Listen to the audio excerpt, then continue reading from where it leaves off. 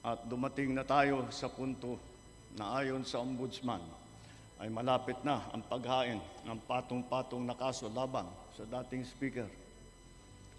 Masakit man sa akin ito, ngunit kailangan nating gawin ang tama.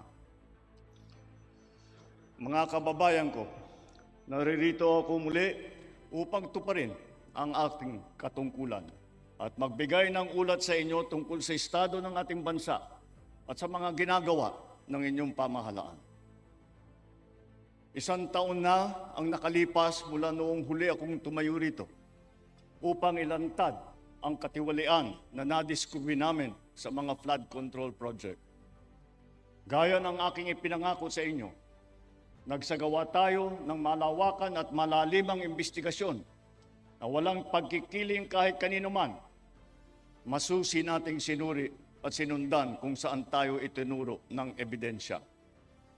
Lahat ng kailangan gawin ay ginawa natin upang matuntun ang punot dulo. Mayroon ng mga unang nakasuhan at nakulong, mga kontratista, matataas na opisyal, pati na mga mambabatas.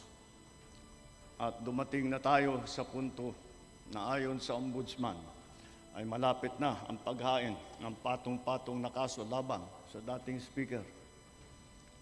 Masakit man sa akin ito, ngunit kailangan nating gawin ang tama. Hindi ako pangulo ng aking pamilya. Hindi ako pangulo ng aking kaibigan.